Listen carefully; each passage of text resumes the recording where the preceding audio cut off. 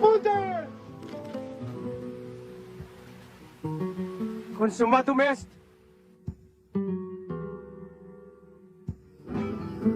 Pinsan daw, mayroon isang batang gamo-gamo na naakit sa liwanag ng apoy. Maski anong paalala ng kanyang ina na huwag siyang lalapit sa apoy, ay lapit pa rin siya ng lapit. Gustong-gusto niya ang liwanag ng apoy. Kaya sinuway niya ang piling ng kanyang ina. Lumipad siya ng lumipad, palibot sa apoy. Palapit ng palapit sa apoy. Hanggang sa magliyab ang pakpak niya. At tuluyan siyang mamatay.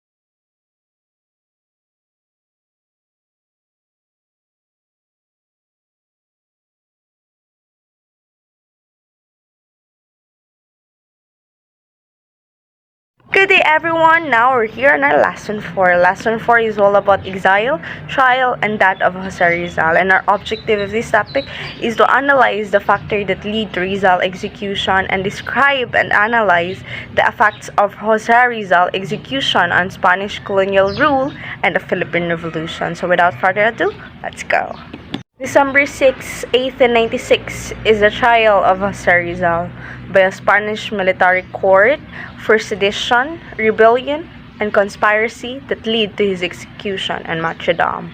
Rizal was imprisoned first in Barcelona, later in France. Santiago was implicated in the revolution which has launched in August 1896 by the Katipunan lead by Andres Bonifacio, whose aim is to liberate the country from Spanish colonization. At the first arrest, Rizal was supposed to leave for Cuba after he was allowed by Spain Governor General Ramon Blanco, who was sympathetic to him, to serve as a military surgeon in Cuba, where there was also a revolution against Spain.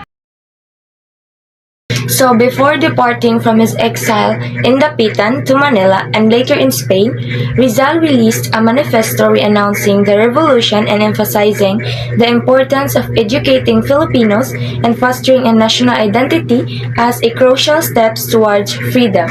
Why did Rizal issue a manifesto? So Rizal issued a manifesto because he believed in a peaceful and gradual reforms. So Rizal believed that through education and the cultivation of a strong national consciousness, the Filipino people could attain true freedom and uplift themselves from oppression. He likely saw a armed revolution as a risky and potentially destructive path that could lead to further suffering for his people. Next, Rizal was arrested while en route to Spain because his writings and activities were seen as a threat to Spanish colonial rule in the Philippines. Rizal's works, such as his novels Noli Me Tangere and El Filibusters. So Rizal was arrested and deported back to the Philippines to face charges and sedition and rebellion. So Rizal was charged with being a traitor to Spain in December 1896. These charges were part of the aftermath of the Philippine Revolution against Spanish colonial rule, which began in August 1896. Rizal was perceived as a threat by Spanish authorities due to the republication of his novels Noli Me Tangere and The Filibusters. So this led to his execution on December 30, 1896 in Bagong Bayan or Rizal Park. The trial and execution of Dr. Jose Rizal. The trial of Jose Rizal. The Spanish colonial government accused Rizal of 3 crimes. First, the founding of La Liga Filipina, an illegal organization whose single aim was to perpetrate the crime of rebellion. Second, rebellion which he promoted through his previous activities. And last, illegal association.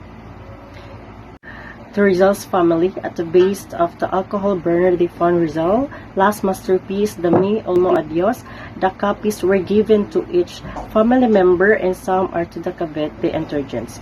After the Americans had taken Manila, Narcisa requested to the new government to grant her permission to exhume the body of his brother. They find out that the body was never placed in a coffin nor even wrapped by anything. Rizal's family had possession of the body. The remains were instituted at the base of the Rizal Monument, which was erected at the center of Luneta. Rizal's death was an emotional event in our history as it produced a martyr and resulted in some form of social change or transformation in our lives as a people. Rizal was put to death for subversion by the dominant political forces. He presented a sector of society which had begun to trouble and therefore constituted a real threat to the existing social order.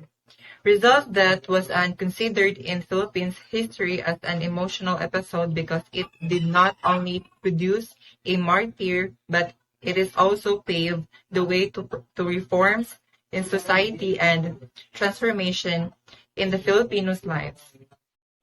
Rizal was not soliciting for a revolution to demand for immediate independence. Good morning. I am the next reporter. So my topic is the Spanish colonial government accused Rizal of 3 crimes. These 3 crimes, first is the rebellion. Rizal nobles, particularly Lolin Bitanger and El Filibusterismo, criticized the abuses and injustice of Spanish friars and colonial officials. These writings were seen as inflammatory and were considered to incite the rebellion against Spanish authority. Second is the sedition. Rizal was also involved in the La Liga Filipina, a civic organization that aimed to achieve reforms peacefully. However, the Spanish authorities viewed this organization as seditious because it is advocated for social reforms and greater rights for Filipinos, which were perceived as threats to Spanish rule. And the third one was conspiracy. Rizal was accused of conspiring with other Filipino nationalists and revolutionaries to overthrow Spanish colonial rule. While there is a debate over the extent of his involvement and revolutionary activities, his association with other anti-colonial figures and his writings critical of Spanish rule were used as evidence of Rizal's involvement in a conspiracy against the Spanish government. So, as you can see, these 3 effects and results to they call that Rizal on being executed. So the trial of Jose Rizal, whereby he was accused of rebellion, sedition, and conspiracy, was held from December 26, 1896 to December 29, 1896. Rizal was found guilty on all 3 charges and was sentenced to death by firing squad. He was executed on December 30, 1896 in what is now known as Luneta Park in Manila, Philippines. The trial of Jose Rizal. After Mesa Bureau report the three crimes resulted during his time, the illegal organization, the rebellion, and lastly the illegal association. These crimes was accused by the Spanish to Rizal. In continuation with that, those accusations as a penalty with imprisonment to death and correctional imprisonment at a charge of 325 to 3,250 pesetas or pesos. These charges before was big for them, but for now 325 pesetas is equivalent for 119.46 Philippine peso and 3,250 pesetas is equivalent to 1,194.58 Philippine peso. For us, these charges are small, but for them before it's very big. It's because of the timeline and currency, especially the evolution of everything. The prosecution drew information from the documents on Rizal which detailed his subversive activities, some of which are the following. Number 1, the writing and publication of Noli Me Tangere. The main reason why Noli Me Tangere caused an uproar among the friars was because it challenged the status quo and exposed the corruption and abuses of the Catholic Church in the Philippines. The novel written by Rizal depicted the oppressive and exploitative nature of the friars towards the Filipino people, and we all know that Rizal is anti-Catholic, which has his so a reason why he hates this religion. The annotation to Morga's History of the Philippines. Antonio Morga's Sucesos de las Islas Filipinas is all about the early Spanish chronicles ridiculed the early Filipinos for being barbarians. Rizal's copious notes of Sucesos revealed early Filipino culture as rich and flourishing. Thus, Rizal annotations may be considered an effort to assert Filipino identity within an oppressive colonial period. El Filibusterismo. El Filibusterismo is a sequel of Noli Me Tangere. The novel is a critique of a Spanish colonial regime in the Philippines, and it explores themes such as social injustice, corruption, and struggle for freedom. Lastly is the various articles which criticized the friars and suggested their expulsion in order to win independence. 2. The El Filibusterismo was dedicated to the three martyr priests who were executed as traitors to the fatherland in 1872, which because they were the moving spirit of the uprising of that year. Gomborza, alternatively stylized as Gomborza, refers to the three Filipino Catholic priests, Mariano Gomez, Jose Burgos, and Jacinto Zamora, who were executed by Agarote on February 17, 1872 in Bagumbayan, Philippines by Spanish colonial authorities on charges of subversion arising from the 1872 Cavite. Number 3. The establishment of Masonic lodges which became the propaganda and fundraising center to support subversive activities, and the establishment of centers in Madrid, Hong Kong, and Manila to propagate his ideas. Unable to fulfill his plans, Rizal needs to establish and acquire a lot of activists in order to make the revolutionary actions to the Spaniards. After finishing as much evidence as possible on November 20, 1896, the preliminary on Rizal began. During the 5-day investigation, Rizal was informed of the charge against him before Judge Advocate Colonel Francisco Olive. That's all for my report. Thank you.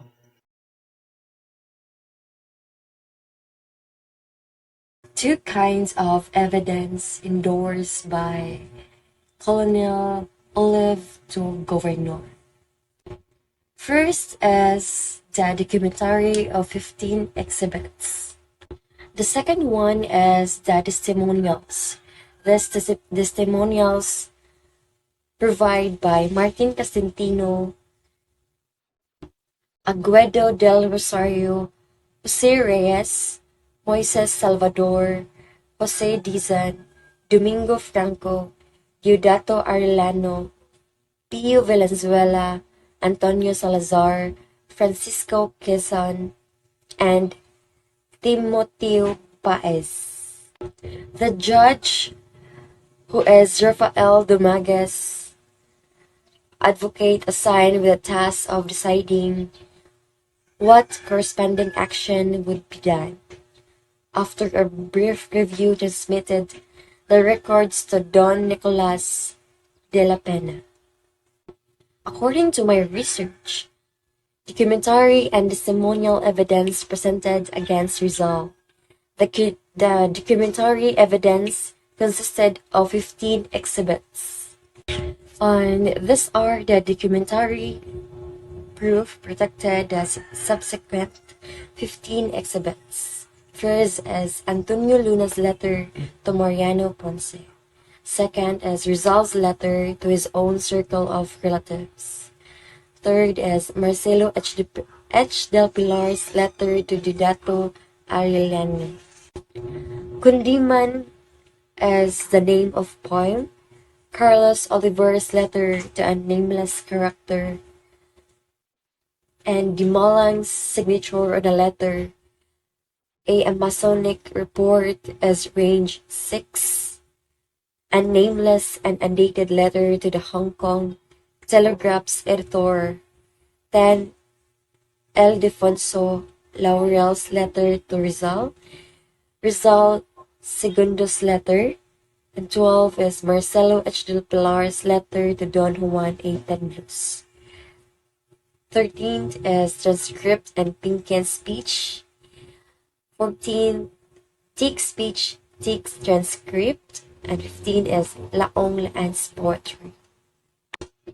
Rizal was charged with 3 crimes. First as rebellion, sedition, and treason. Penalty for legal association, rebellion, and sedition were punishable by life and prison of execution. The penalty for legal association was 325 to 3,250 pesetas in jail and a fine. Penance recommendation were as follows. First, Rizal must be immediately sent to trial. Second, he must be held in prison under necessary security. Third, his properties must be issued with order of attachment. And fourth, as indemnity, Rizal had to pay 1 million pesos instead of civilian lawyer. Only an army officer is allowed to defend Rizal. The lawyer of Rizal is Lieutenant Luis Tavel de Andrade, brother of Luis Jose Tavel de Andrade, who worked as Rizal's personal bodyguard in Calamba in 1887. In the presence of his Spanish consul on December 11, 1896, charges against Rizal were read in the presence of his Spanish consul. When they asked regarding his sentiments or reaction on the charges, Rizal replied that in his defense. Rizal does not question the jurisdiction of the court. He has nothing to amend except that during his exile in Dapitan in 1892, he had not dealt in political matters. He has nothing to admit on the charges against him and had nothing to admit on the declaration of the witnesses. He had not met nor knew against him. So it means, ang abogado ni Rizal ay si Lieutenant Luis Tavel de Andrade, kapatid ni Lieutenant Jose Tavel de Andrade, na nagtatrabaho bilang bodyguard ni Rizal sa Calamba noong 1887. Sa harapan ng kanyang Kastila na tagapayo noong December 11, 1896, binasa ang mga kaso laban kay Rizal sa harapan ng kanyang tagapayo na Espanyol. Nang tanungin nila ang tungkol sa kanyang sentimiento o reaksyon sa mga paratang, sinagot ni Rizal bilang depensa. Hindi kinukwestiyon ni Rizal ang jurisdiksyon ng korte. Wala siyang dapat amendahin maliban na sa panahon ng kanyang pagkakatapon sa lapitan noong 1892. Hindi siya humarap sa mga usaping politikal, wala siyang dapat aminin sa mga paratang laban sa kanya at walang inamin sa mga deklarasyon ng mga testigo. Hindi niya nakilala ni bago laban sa kanya.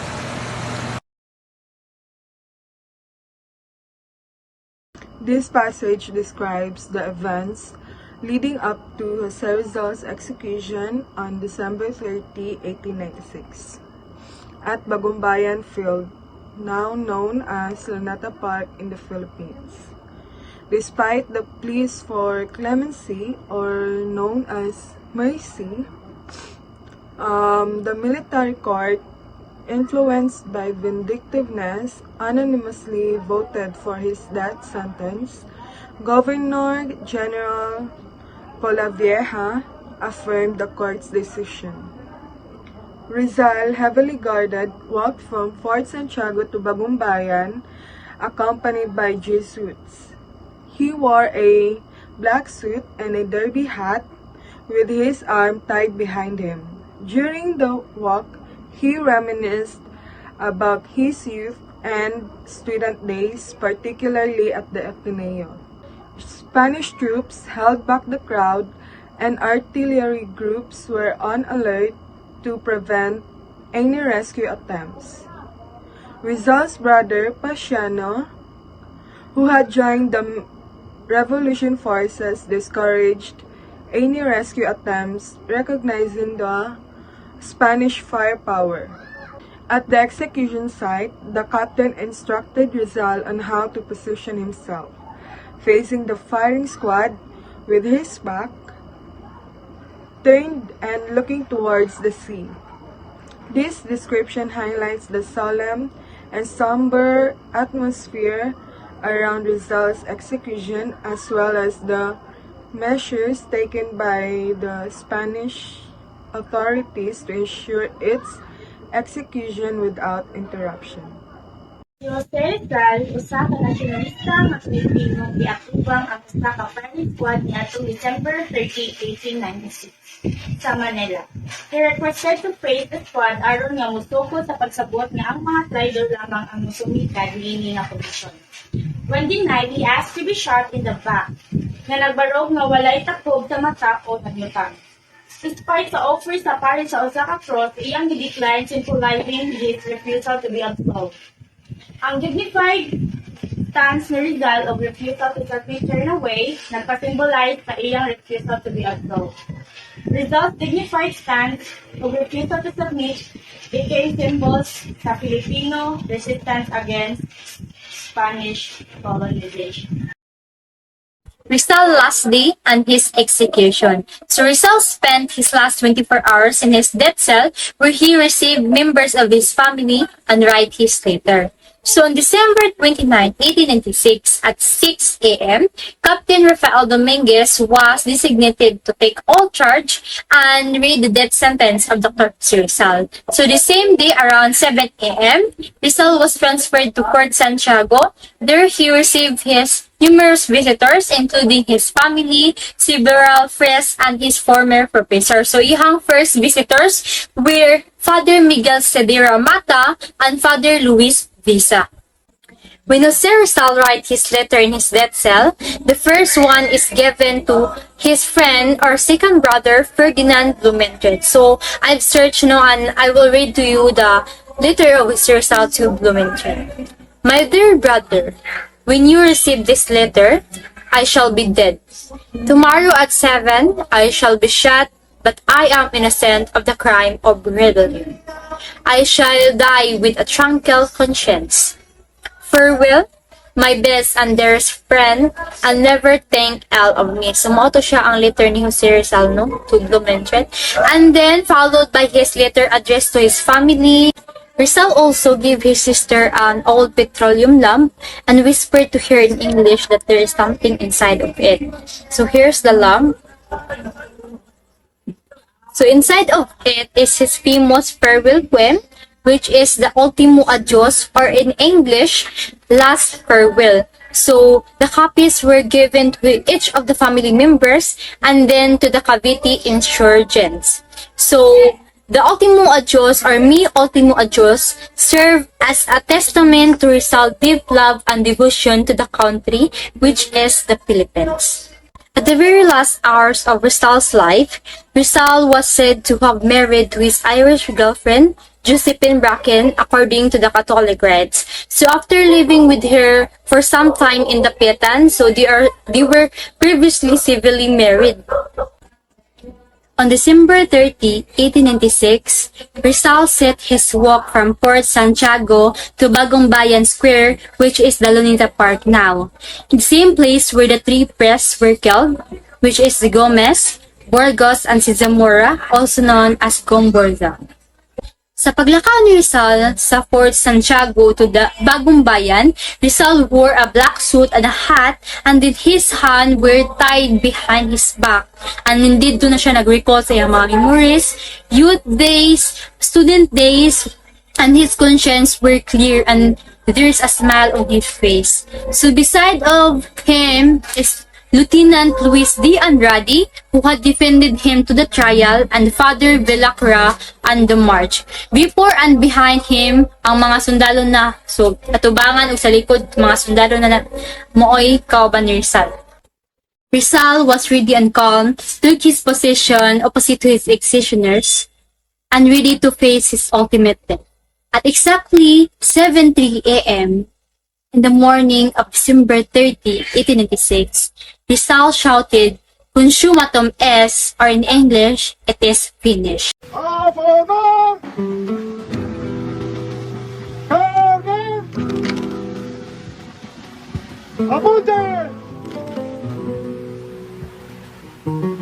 Consumatum est. And then madungog na dito ang drum, and then the firing. So sa pagkatumba ni Rizal, ihang gituyok ang ihang body, so he in ups, lying in his back, and then mag-face siya sa sand. And that's it. The hero's life is ended.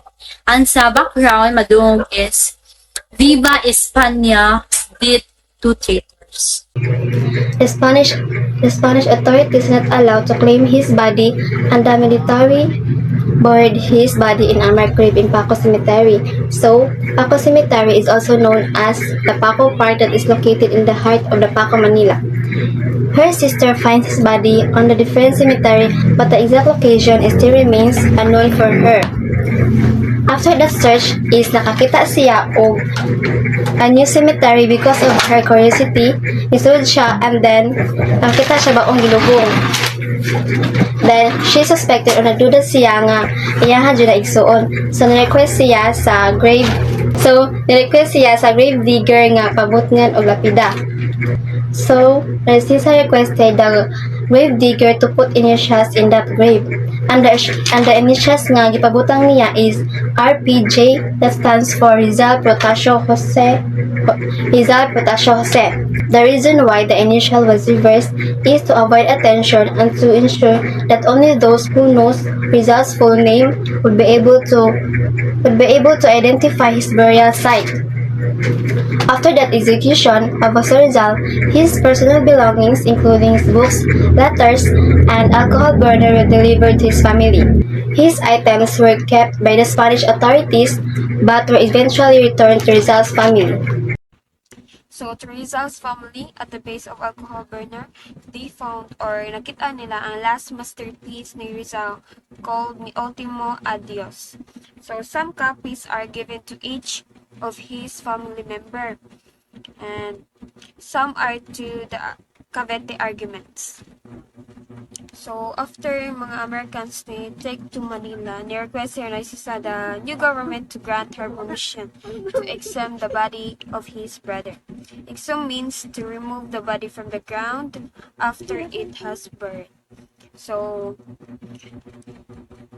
after that, they found out that the body was never placed in a coffin or even wrapped by anything. So, Rizal's family had a position sa body ni Rizal to remain institute at the base of Rizal Monument, which was erected at the center of the Luneta.